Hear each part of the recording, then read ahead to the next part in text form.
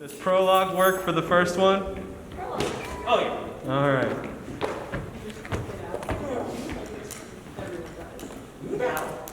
Great. Actors ready?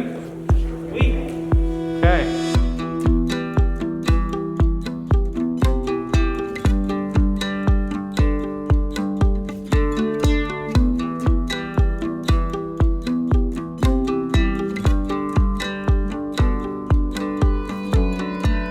Yeah, so hi, my name is Zach Stolz, and I'm the director of She Kills Monsters. She Kills Monsters is a play about Agnes, a young woman, a young teacher who, through the process of cleaning out her recently passed away sister's room, discovers an old D&D module that her sister had created. And she takes it to a local game store, game guy that she knows will have the answers for her as to what is in this composition notebook that she finds. And through it, she discovers a whole new way to connect with her sister. The immediate grabs for me, on the very surface level, like I love D&D, I love the fantasy world, I love collaborative storytelling, that's why I work in theater. I kind of stumbled onto the really fully personal connection in rehearsal. So it's a play about grief, right? It's a play about loss, and it's a play about storytelling and connecting to the people we've lost. And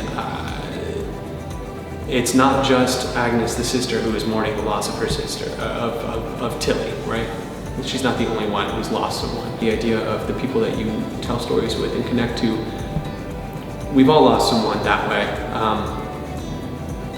And it just took getting in the room and being really practical with it and figuring it out that I learned, oh, that's where it sits for me. So I think that the audience for this show can anticipate a lot of fun, which is what we hope for in a show that's about storytelling and sword fights and axes and quarter stabs and a bow and monsters and magic and mayhem. And after all of the excitement of we have, I think, 10 fights so far, and we're figuring out where to put a couple more. And just all of the pure joy and wonder of watching these actors fight each other like that safely. I think that an audience can expect a really familiar feeling.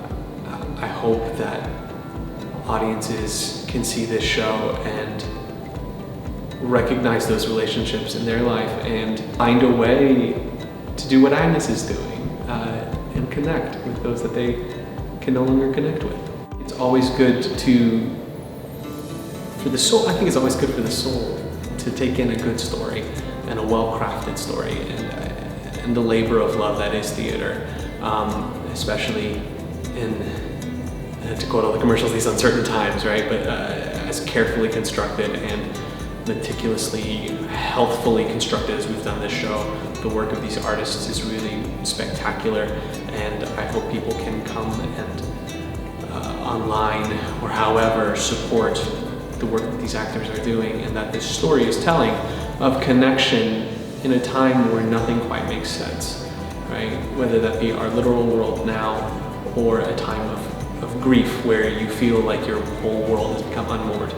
I think that this is a show that reminds us of the power of stories and community, and how that there are many, many ways to find community. Back in March, I started playing D&D over Zoom with some friends, right? And it helps.